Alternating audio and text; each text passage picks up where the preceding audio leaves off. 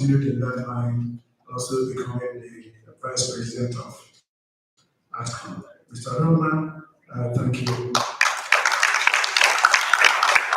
Yes, there are other distinguished associations that are worthy of recognition. There are too many to be mentioned, but I also want to recognize the organizers led by Mr. Peter Luca for what he's doing in the industry, and that, of course, prompted our here today. I saw, I think he's saying here, Mr. Chideawe. This name, even when I started my journalism career focusing on IT, I began to read about him in the industry, and I'm surprised that he looks as young as he was then. So thank you. You've been a policy advocate, and a number of people, including the journalists, must have shown some credit because you have become a tutor in that industry. And of course, I can see that the FinTech Nigeria is becoming very, very interesting. And in collaboration, it is also showing that the focus and the direction of digital economy is very straight for Nigeria because all the parts are coming together to play. So I thank you for being here. On that note, distinguished ladies and gentlemen of the press, let me present a speech keynote from the Executive Vice Chairman and Chief Executive Officer of the Nigerian Communications Commission. I must tell you that Dr. Aminu Beda has hit the ground running. This paper I'm presenting here is a product of his articulation.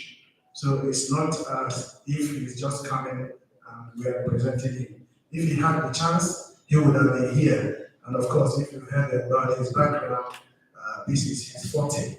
So on that note, I want to present this speech. It is my honor to stand before you today to discuss a pivotal and transformative concept that is reshaping the landscape of business and technology, that is driving technology as a service through infrastructure deployment. In today's fast-paced world, the landscape of technology is continually evolving, and businesses are navigating a challenging terrain where agility, scalability, and cost-effectiveness are key. The emergence of technology as a service stands as a beacon of innovation, providing businesses with the tools to adapt, grow, and thrive in this dynamic environment. TaaS refers to a business model where technology solutions are delivered to customers on a subscription or pay-per-use basis that providing access to various technological resources, tools, or services without the need for ownership or significant upfront investments. This model represents a shift from traditional product-centric approaches to more service-oriented, on-demand, and scalable technology solutions. TaaS can encompass a wide range of offerings, including software, infrastructure, platforms, and other digital tools. I would like to set the scene by stating that the cornerstone of TaaS lies in its ability to revolutionize how we approach technology deployment.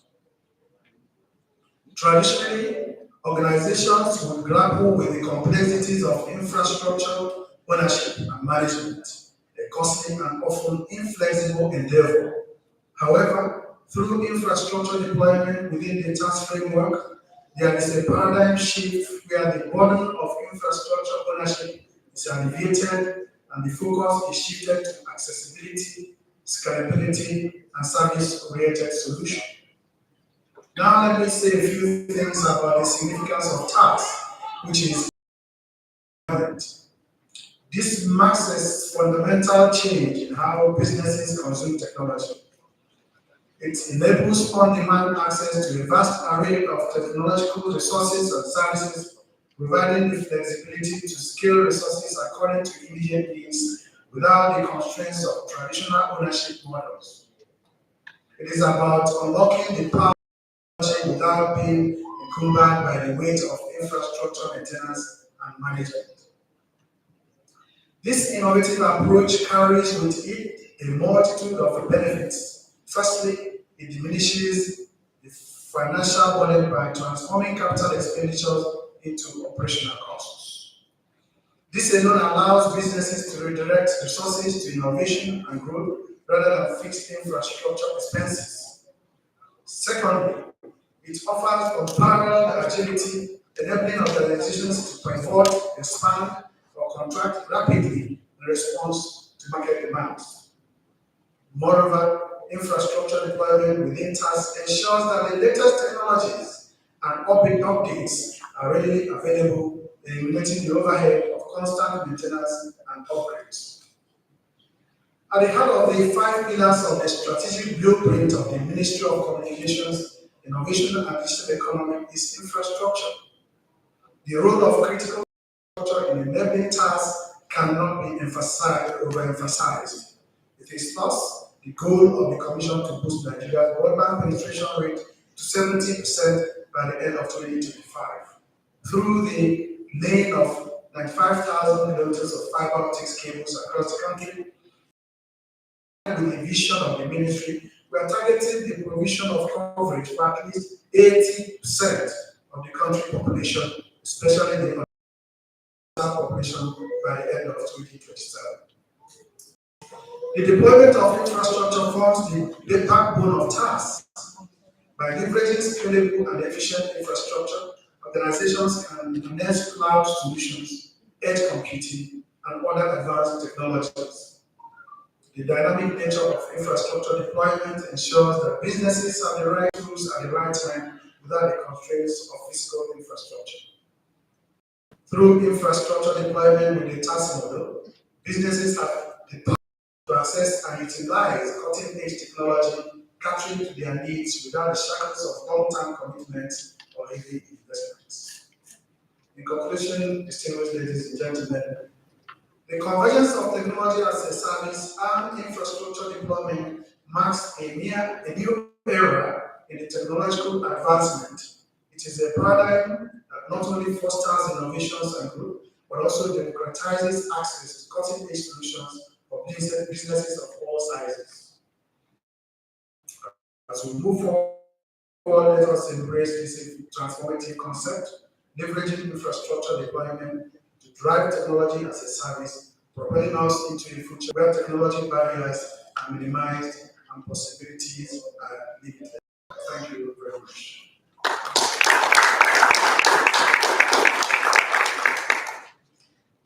A round of applause for him again. I don't think he disappointed. We don't receive it. Thank you very much, Mr. Ruben Walker, for representing the old group.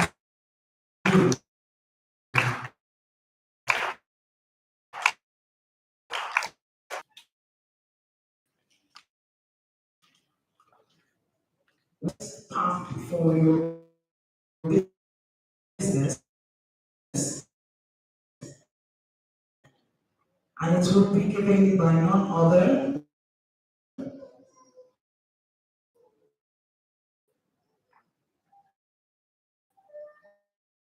than the country manager and support your. Previous speaker said that we don't give them enough recognition. For example, we've got amazing software, we've got amazing products, but then people will not get to know that unless those people actually write about it and spread that information. So that is why every year that Mr. Peter reached out to me, I'm like, we have to do it. Even if it's tomorrow, we have to do it. And you can ask my marketing guy, firstly, we need to be there. So, Mr. Peter, well done for what you are doing. Now, technology as a service in the emerging economy, that is one of the things that I work with. Technology analysis, we help businesses build and scale their businesses, and you can't do those things unless you find a way to infuse technology. Now, when you think of technology in the olden days, you think of infrastructure, you think of servers, just buy it, install. What happened to that laptop? What if you get burnt? So laptop. So your business is gone, right? As of today, right now, everything has turned to a service, whether software, whether platform, whether infrastructure, whether technology. Everybody is selling something as a service. Even when it comes to physical goods, right? When you have amazing products but a terrible service, nobody's going to buy what you're selling, right? So today, I've been tasked with speaking on the topic, selecting the right task, TESS, the pathway to your business. Um, I already had a presentation, but then I just go back to the country 2 days ago, so I couldn't have time to prepare it and put them together. But then I'll be speaking on my experience with doing so far and how we can actually help businesses. Maybe not here, people online watching what they need to look out for when they're trying to select the best platform to run their organization. Right? When it comes to companies that are managing their computer and servers on premises knows it is very tedious to remain ahead of technology. Like I said, gone are the days. Aside from the upfront capital cost of purchasing the hardware in the first place, along with the cost of installation and configuration, there are ongoing costs in time and material for replacing aging components with ones. Updating operating systems, staying ahead of hackers by continually updating network security. So that will take you to the first thing you need to look out for when you are trying to select a platform to use for your business, and that is security, right? Even availability will come later, right? So when it comes to security, when everything is online right now, majority of the question I get from my client is how secure is your platform? If it's just ordinary email, how secure is the platform? They want to know the security measures that the company, like ours and other SaaS companies, are putting in place to ensure that your data is adequately protected. Are they NDPA compliance? Luckily, we have that right now in Nigeria. Are they GDPR compliance? We do business with the European world. Do you even have HIPAA compliance certification? So if you want in medical, right, those certifications are something you need to look into when you are trying to adopt the technology for your business. And the second thing you need to look out for is availability. God forbid, right? You have your entire software, entire operation on a particular platform, and then imagine you just go to the office on a Monday morning, it is working. I can tell you for free that if any of my clients is unable to send email from their zero bill account on a Saturday night, I will not sleep. That is just email. Now imagine your entire operations. So availability of that particular provider or that particular infrastructure for your business is the second thing you need to look out for, right? And then the next thing is scalability. So that is one thing I think technology as a service has done really well. Scalability, right? You don't need to think of changing everything so that you can accommodate your growth. All you need to do is subscribe, buy more user licenses, and then you go ahead and build your business. Subscribe to scale. And scalability is very important for your business because everybody will want to actually grow their business. Speaking of growing and expanding, the traditional way of using technology is not going to cut it. At a point, it will get too expensive for you to maintain. But then, with technology as a service, you will be able to do that, scale exponentially within your team members. And what are the benefits of using technology as a service? Number one is cost saving. When you think of the cost that you pay to actually deploy a new solution, it's in some cases anyway, so don't let me say it's cheaper. In some cases, 80% of the time is more effective, cost efficient for you to actually use a cloud-based software, right, to run your business.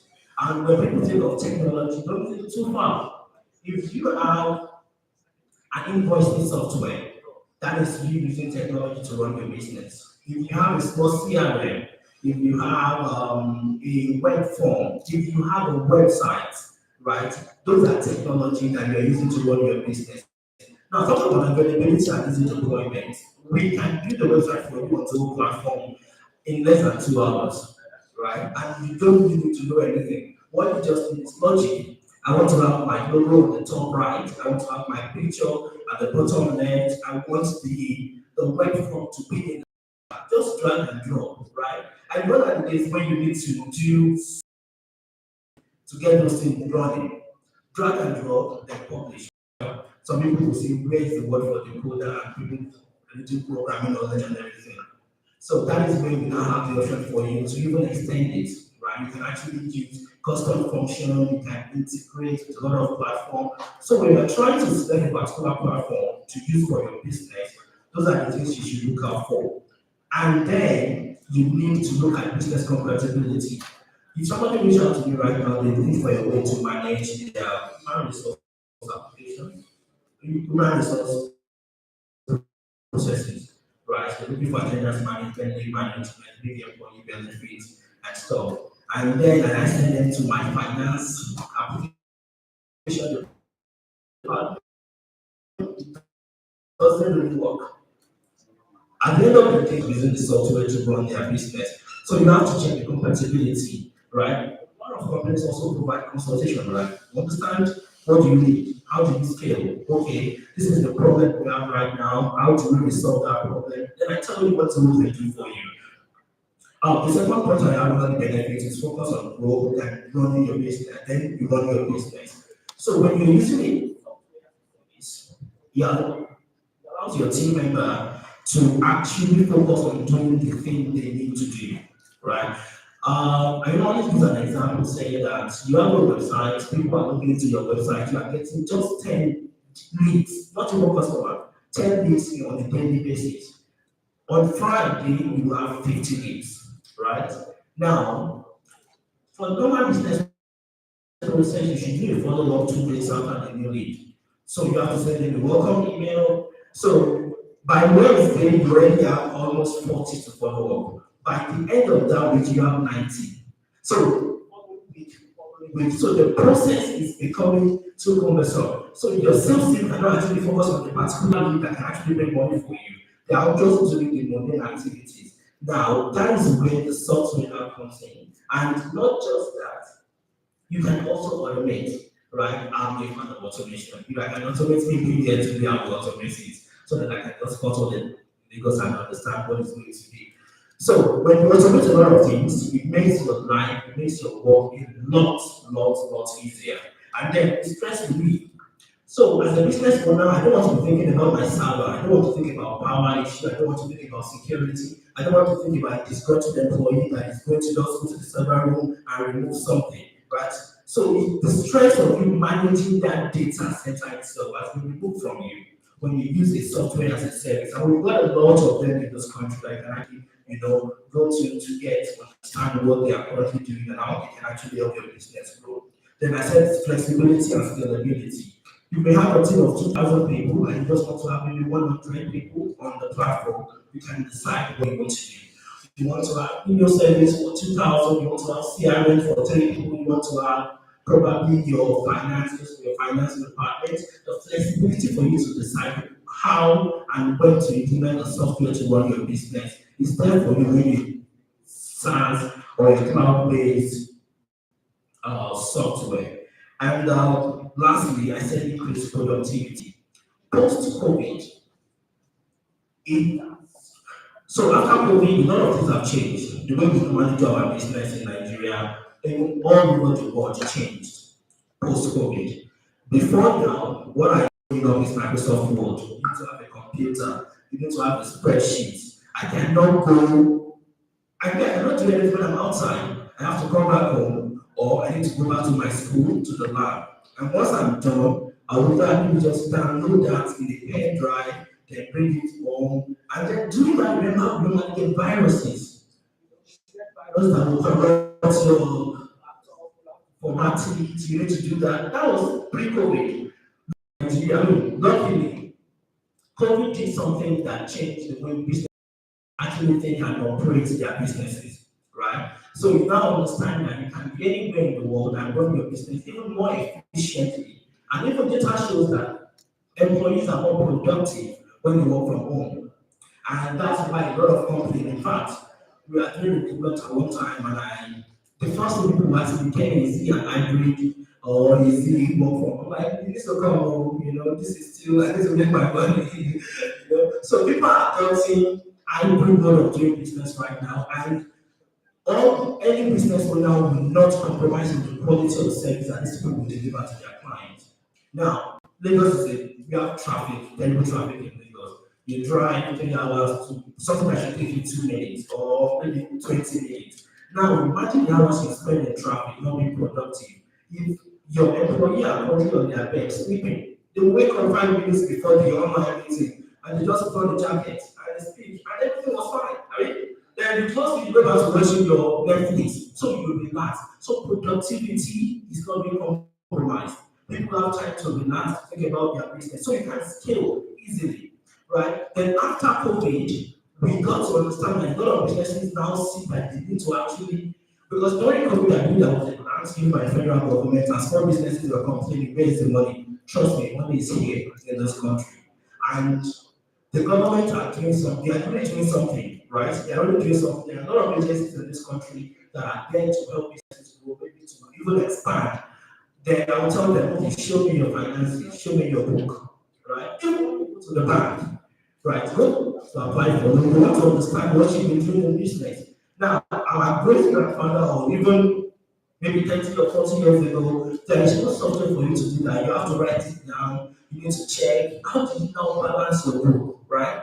Then people now see that, okay, I need to have a finance application to manage all these things.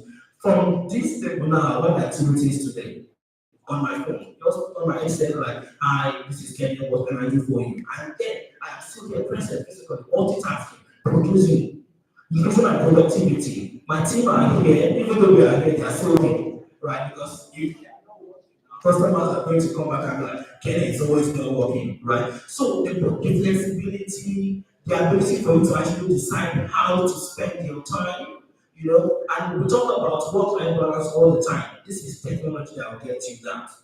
You can decide to go on maternity leave for 3 months and you will not take 1 week of absence from work because you have your laptop, you have your mobile phone, you can be in UK, Canada, Australia, and you will still be working for a company in Nigeria efficiently with technology. So the opportunities in technologies are really, really immense, and I will encourage business owners, right? You need to find a way to use technology. Just try one. When you try one, you see how productive you are in that department. You are going to try the second one, you're going to try the third one, and by the time you know it, you have a full-blown ERP system that will manage your end-to-end operations on a software. Right, so cloud-based has come to stay. You can access the application on your mobile phone, your laptop, your iPad, anything. So it has come to stay. So that will be the end of my presentation. But before I go, I would like to sell what I'm selling. I'm a businessman. So Zoho is also providing business solution for organizations, big, medium, and small enterprises. So you're looking for a way to manage the way you currently run your operations, do your business. I think you should have a brochure with you. You can look at how we can bring value to your company. I can tell you with certainty, 100%, that if you engage us, we will transform the way you do your business. We are a transformation specialist. I have a full-blown team in Nigeria that work. We're not going to do your business for you, but we help you streamline and make the best of the opportunity from the software you're using to run your business. So reach out to us. We have a booth. Reach out to you, my colleague. Call us, ask us anything you want. Any problem you currently have in us right now. If you have any process that is looking somehow, talk to us. We find a way to optimize that for you. And I hope I've not bored you in my presentation today. Thank you very much.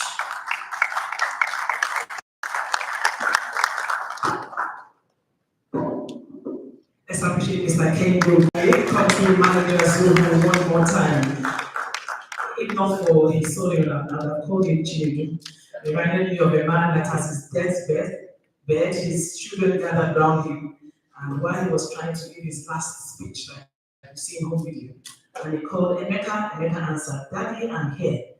He called Nkechi answered. He now called the last one, John, and he said, yes, if all of you are here, we're in a shop.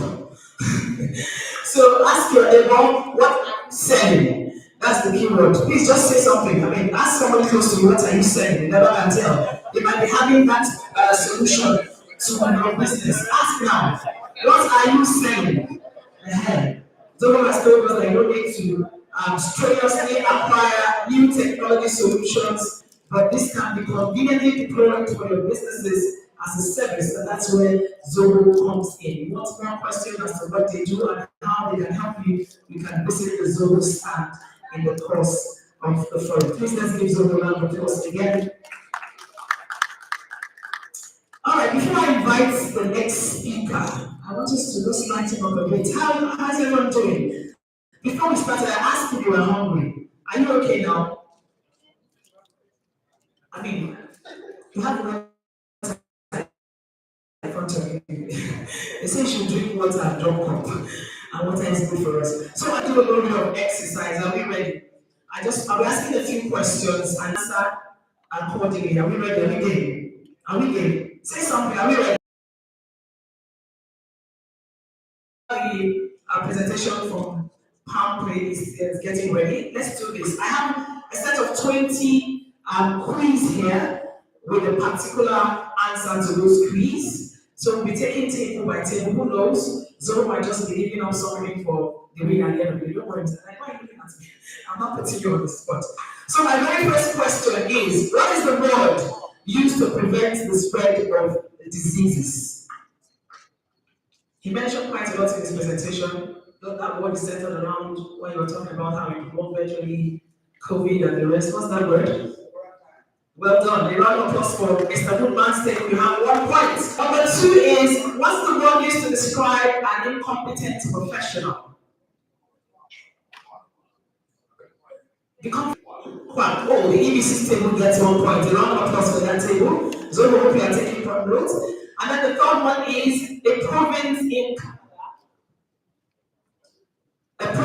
Canada. What's it called? Okay, let me give you an expo to all what I'm asking. Each of these answers starts with the letter Q. Quebec, thank you. Mr. Rupert has 2 points. All right, that's a very big expo. One question is, what do you call a domestic bird? Domestic bird that starts with the letter Q. Quail. Random answer. So I'll give it to that table. You are the one, terms and conditions apply, but it's a random applause for the zero table. All right, number 5 says, what do you call a female monarch? That's Nitra. I'll give you 1. You round of applause yourself. So 1-1. Nitra 1. Okay, what do you call a heated argument? I know say we like well we pass fight, so what's that one? Okay, so the next one, number 8, is an inquiry. Between query and question, which comes in? Inquiry. Question. So nobody question, so that one comes to me. Number 9, to crush. To crush. To crush. A word that starts with Q. Quash. What table is that?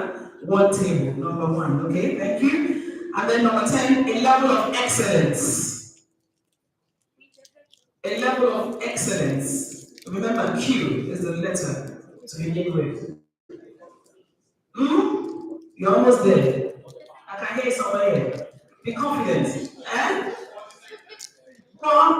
It's quality. Quality. Who has 2 points? Quality. Yeah. Okay.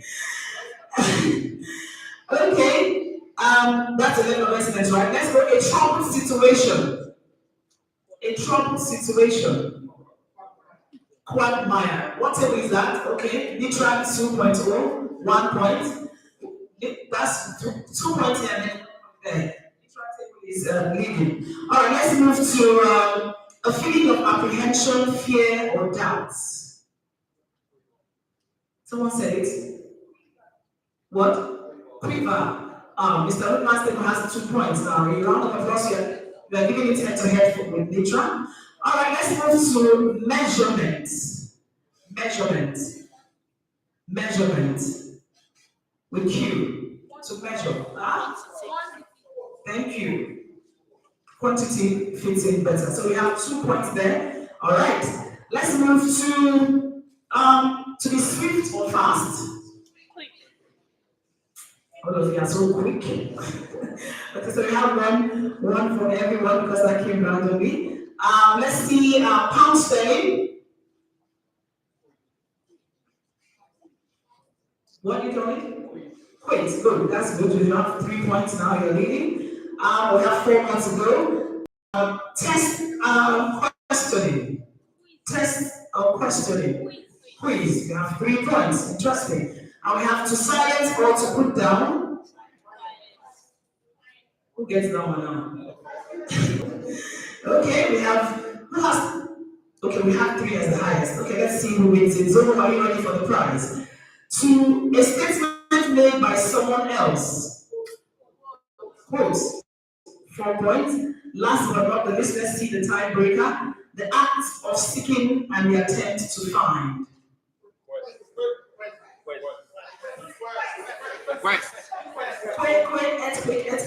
It's actually quests. We have a tie, 4 points for each one, and also 4 points for what table is that? A round of applause for yourselves. You have just won yourself an all-expense paid trip to Zoho stand. But then there is Zoho will give you your ticket. So a round of applause for yourselves. At this point, I'm inviting to the podium to speak on the future of money, security, and customer experience by Mr. Chika Mosu, MD Palm Pay, ably represented this morning by Ms. Timitayo Utuole, Head IT and Payments. By Mr. Timitayo Utuole, I beg your pardon, Head IT and Payments at Palm Pay. A round of applause for you.